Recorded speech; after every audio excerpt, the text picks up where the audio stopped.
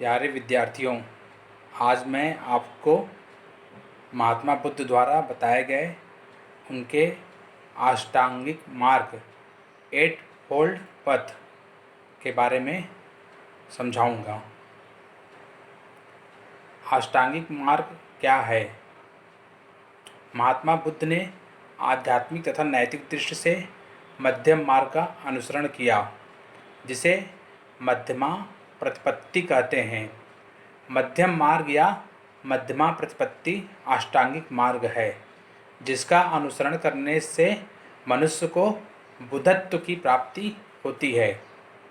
इससे स्पष्ट हो गया कि यह 2 भागों में या इसको 2 ऐसी सीमाएं हैं जिनका अनुसरण आगे बढ़ने वाले को नहीं करना चाहिए। एक ओर इंद्रिय विषयों के सुखों वासनाओं में आसक्ति की आदत तृप्ति प्राप्ति के लिए एक निम्न असंकृत त्याज्य तथा लाभ विहीन मार्ग सांसारिक लोगों के लिए ठीक है, और दूसरी ओर आत्मा को कष्ट देने की बात जो कष्टमय त्याज्य तथा महत्वहीन है, एक ऐसे मध्यम मार्ग का पता लगाता है जो दृष्टि को खोलता है, बुद्धि प्रदान करता है, जो शांति, अंतर्दृष्टि, उच्च प्रज्ञा तथा निर्माण की ओर आगे ले जाता है। यह मार्ग ही अष्टांगिक मार्ग कहलाता है। यहाँ मैं बता दूँ आपको कि महात्मा बुद्ध के शिक्षा नीति शास्त्र का जो सारांश है, उनके 4 आर्य सत्यों में नीत है।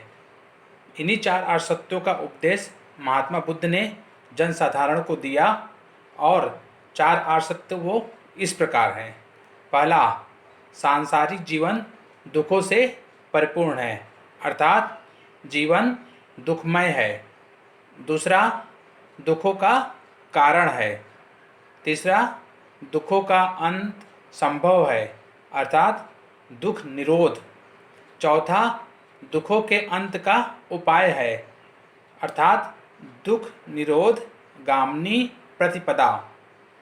तो यहाँ पर हम जो है चारों आर्य सत्य को समझें और उससे कैसे हम दुख से निरोध पा सकते हैं, उसको जानने की कोशिश करते हैं।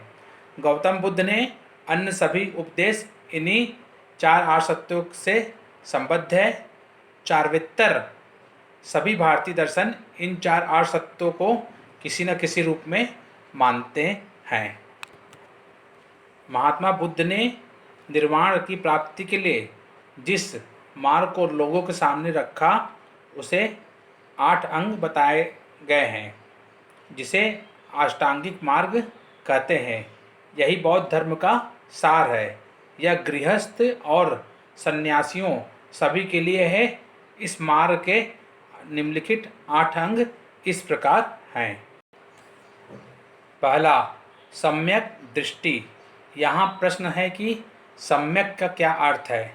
सम्यक का अर्थ है उचित या सही या अच्छा दृष्टि, जिसे कि पाली भाषा में सम्मादिष्टि कहते हैं। संसार में मनुष्यों के दुखों का कारण अविद्या है।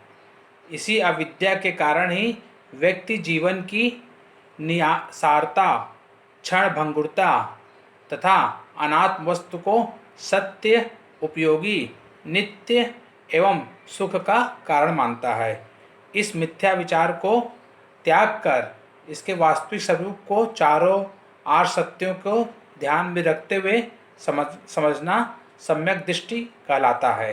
निर्वाण के लिए सम्यक दृष्टि अति आवश्यक है। दूसरा, सम्यक संकल्प, जिसे कि पाली भाषा में सम्मा संकप्प कहते हैं। सम्यक दृष्टि से तब तक व्यक्ति को लाभ नहीं मिल सकता जब तक कि वह पहला, निर्वाण प्राप्ति के लिए चारों आर्य सत्यों का पालन तथा दूसरा, संसार विरक्ति होने में दृढ़ निश्चय नहीं कर लेता है। अर्थात मोक्ष प्राप्त करने वाले व्यक्ति को राग, द्वेष, हिंसा, कामादि विषय वासनाओं का परित्याग तथा सभी जीवों के प्रति सहानुभूति का दृढ़ संकल्प करना आवश्यक होता है। यह दृढ़ संकल्प कहलाता है। तीसरा, सम्यक वाक, जिसे पाली में साम्मा वाचा कहते हैं। निर्वाण का अनुसरण करने वाले व्यक्ति के लिए आठ सत्यों के अनुकूल आचरण करना आवश्यक है। मनुष्य के आचरण में 3 प्रकार के बताए गए हैं। पहला मनसा वाचा, दूसरा, तीसरा कर्मणा। इनमें वाणी के आचरण को विशेष महत्व दिया गया है। मुमुक्षु को मिथ्या, अनुचित तथा दुर्वचनों से बचना चाहिए तथा सत्य की रक्षा करनी चाहिए। इसे सम्यक वाक कहते हैं। चौथा, सम्यक कर्मांत। मनुष्य को मानसिक एवं शारीरिक कर्मों को नियमित करना चाहिए, जिसमें सम्यक संकल्प है। वह मन तथा कर्म से हिंसा पर, द्रव्य अपहरण, इंद्रिय भोग आदि को त्याग कर अहिंसा, अस्तेय, ब्रह्मचर्य आदि का पालन करना चाहिए। यही सम्यक कर्मांत कहलाता है। पांचवा, सम्यक आजीव। सम्यक आजीव में मनुष्य को अच्छे साधनों से जीविकोपार्जन करना चाहिए। न्यायपूर्ण रीत से जीविकोपार्जन करने को सम्यक आजीव कहते हैं।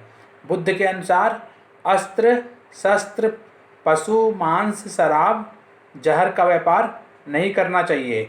साथ ही साथ दबाव, धोखा, रिश्वत, अत्याचार, जालसाजी, डकैती, लूटपाट, कृतघ्ना आदि बुरे उपायों से जीविकोपार्जन नहीं करना चाहिए। अब आता है छठवां, सम्यक व्यायाम, जिसे कि पाली भाषा में सम्मा व्यायाम कहते हैं। सम्यक दृष्टि, सम्यक वाक, सम्यक कर्मांत आजीव के नियमों का पालन करने के साथ साथ कुत्सित संस्कारों तथा बुरे भावों से बचना आवश्यक होता है। साधक दूषित विचारों का परित्याग करके हृदय को धर्म विषय भावनाओं से परिपूर्ण रखे, उसे बौद्ध धर्म में सम्यक व्यायाम कहते हैं। कुत्सित विचारों को रोकने के लिए 5 तरीके बताए गए हैं। पहला, लगातार किसी शुभ विचार पर चिंतन करना चाहिए।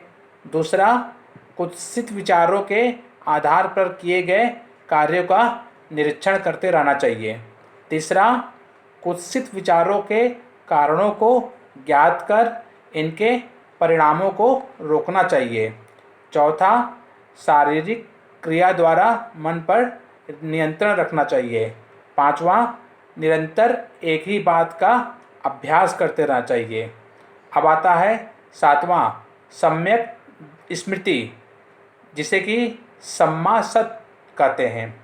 मोक्ष प्राप्त करने वाले व्यक्ति को चाहिए कि जिन विषयों का उसे वास्तविक ज्ञान हो गया हो, उनका सदा स्मरण करते रहना चाहिए। उन्हें हरदम मन से स्मरण करना चाहिए, सोचना चाहिए।